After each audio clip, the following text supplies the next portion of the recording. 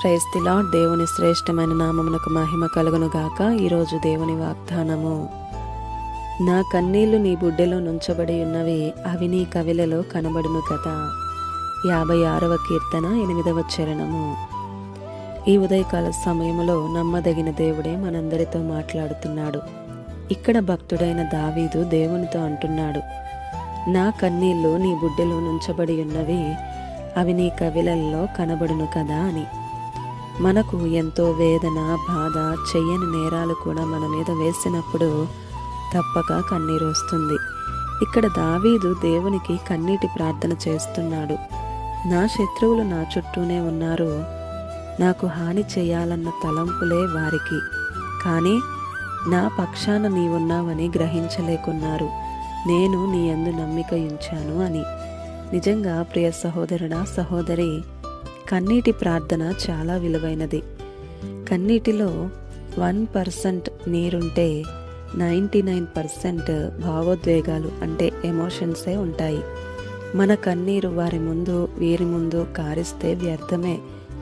మన ముందు సానుభూతి, వెనుక నవ్వుతారు. అప్పుడు మన కన్నీరు హేళనగా మార్చబడుతుంది. మన కన్నీటికి విలువ ఎక్కడుంది అంటే యేసయ్య దగ్గరే. నీకు ఏ బాధ వచ్చినా, ఏ కష్టం వచ్చినా, ఏ పరిస్థితుల్లో నీవున్నా, ఆయన పాదాల దగ్గర కన్నీరు విడిస్తే వెంటనే నీకు జవాబు వస్తుంది. ఒక్క మాట, మనం కార్చే కన్నీరు ఆయన సింహాసనాన్నే కదిలిస్తుంది.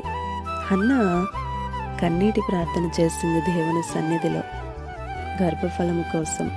నిజంగా మనం ఆలోచన చేస్తే హన్నా వాంతులు చేసుకుంటుంటే పెనిన్న దాన్ని మలేరియా అని అనుకుందేమో.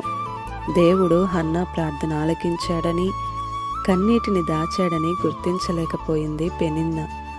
దేవుడు మీ ఎదుటనున్న వారిని గందరగోళానికి గురిచేసి మీ ఆశీర్వాదాలు వచ్చే వరకు వాళ్ళను అనుమానంలో ఉంచుతాడు. ఆమేన్. భయపడకు, ప్రార్థించు. నీ దేవుడు నీకు తోడుగా ఉన్నాడు.